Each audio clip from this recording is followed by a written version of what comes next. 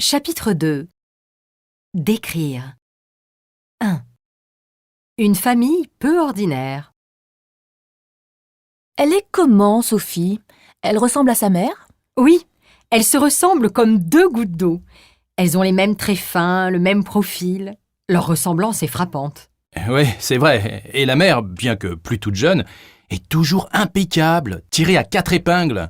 Elle a beaucoup d'allure. C'est l'élégance faite femme. Oui, elle a de la classe et fait beaucoup plus jeune que son âge. Le père de Sophie, en revanche, s'habille comme un sac.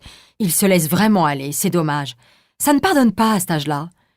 La dernière fois que je l'ai vu, il avait pris un coup de vieux.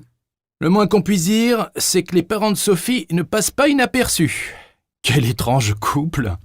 Quant à la fille de Sophie, elle est mignonne à croquer. Oui, je la connais.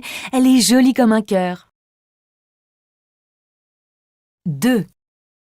Une force de la nature. Louis est comment? C'est une force de la nature. Il n'est pas corpulent, mais plutôt trapu, costaud. Il respire la force morale et physique. Il a le visage typique d'un marin, tout buriné, ridé, marqué par le soleil. C'est une physionomie qu'on ne peut pas oublier. 3. Une résidence secondaire. Alors, décrivez-moi votre nouvelle acquisition. Il s'agit d'une maison de village un peu biscornue, aux volets blancs et au toit irrégulier et plutôt pentu. La façade est en pierre apparente, bien sûr. Et il y a plusieurs corps de bâtiments. Non, un seul. Mais il y a une petite dépendance dans le jardin, une sorte de cabane à outils. Ah. Et l'ensemble est en bon état ou vous aurez des travaux à faire? Pas de gros travaux. La toiture, bien que fort ancienne, est en bon état. Et la façade vient d'être rénovée en respectant le style de la région.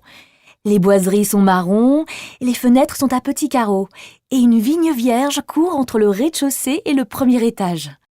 À l'intérieur, les poutres sont apparentes. Ça a un charme fou. C'est situé dans un hameau? Plutôt dans un village un peu isolé, en pleine campagne, avec une rivière en contrebas. Il était abandonné, mais il reprend vie grâce à des artistes qui s'y sont installés. Et autour, comment est la région? Magnifique.